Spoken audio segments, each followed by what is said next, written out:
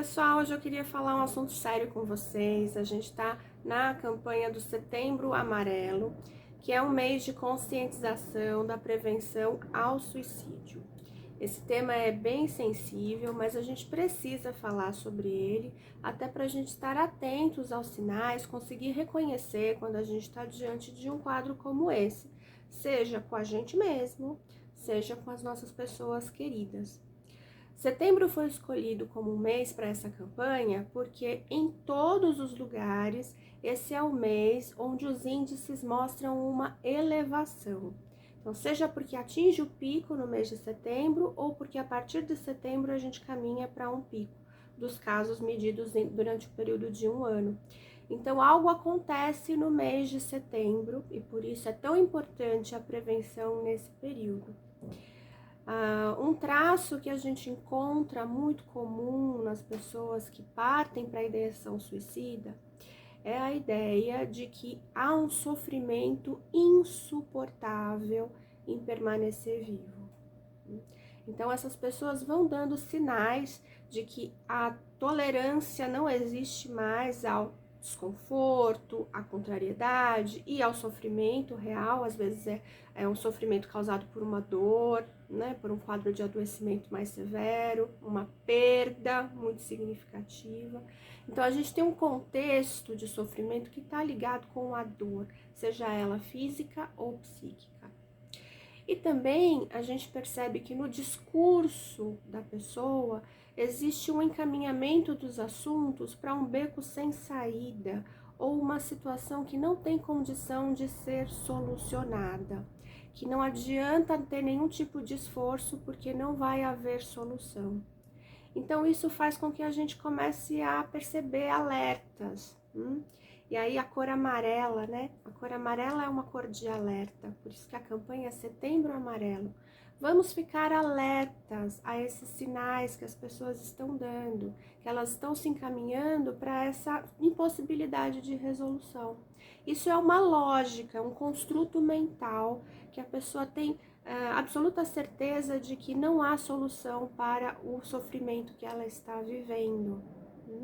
E a gente que está ao redor, a gente pode ficar alertas para reconhecer isso no discurso da pessoa e oferecer ajuda, companhia, apoio. Porque essa lógica, esse construto, ele se instala quando a pessoa está vivenciando uma condição de desamparo, de desesperança, de desconexão, isolamento que já dura há muito tempo, ela não consegue se inserir ou se sentir pertencente. E nesse ponto é onde a gente tem a visão hoje de que o suicídio é um problema coletivo. Nós falhamos em integrar, falhamos em acolher como grupo, a gente não acolhe, não entende as diversidades, nós julgamos, nós apontamos, desqualificamos. Então, isso é um extremo dessa atitude segregadora e discriminadora. É preciso repensar isso nos pequenos coletivos das famílias, dos grupos e nos grandes coletivos da sociedade. O suicídio é um problema social e a gente precisa se posicionar enquanto sociedade. Uma das maneiras, então, da gente enfrentar esse problema é oferecer o acolhimento, a reconexão.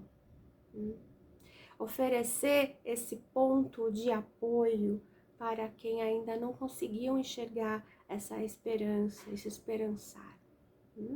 Então, fortalecer a união nesse aspecto dos grupos e dos coletivos.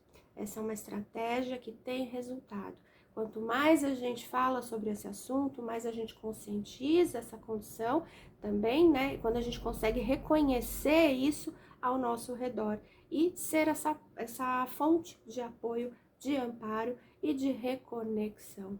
Uma pessoa conectada, pertencente, ela pode até passar por essa lógica, por esse construto, mas ela não se fixa ali. E existem sinais que as pessoas dão que nos alertam para essa situação, que está acontecendo com elas, né? Um sinal muito característico é que a pessoa prefere o não contato com a realidade. Então, essa pessoa fica muito isolada ou em atividades que a tirem do contato com a realidade, videogame excessivo, por exemplo, abuso de álcool e drogas, ainda que sejam drogas recreativas, a gente se tem uma prevalência dessa desconexão com a realidade, é algo realmente com que a gente tem que considerar. O sono excessivo também, incompatível com o envolvimento com a vida. A pessoa passa muito mais horas do dia dormindo porque ela está desinteressada da vida. São alertas. Esse desinteresse também pode acontecer com amizades que antes eram próximas e de uma hora para outra não tem mais o mesmo envolvimento. Amizades, familiares, aqueles laços parece que perdem o valor de uma hora para outra. Também isso é significativo. E claro, o discurso. A pessoa que está nessa condição de muito sofrimento psíquico, ela termina as frases e tudo aquilo que ela conta com uma conotação muito negativa, pessimista, no sentido de que nada vai mudar, tudo é muito ruim, eu não aguento mais isso, eu vou desistir, vocês vão sentir minha falta. Então, esse tipo de discurso alerta a gente para que tem realmente um sofrimento num nível insuportável e aquela pessoa precisa de amparo e cuidado imediato. E se você está passando por uma situação extrema de dor, de sofrimento, para a qual você não vê hoje saída ou solução, compartilhe isso com um profissional da área de saúde mental.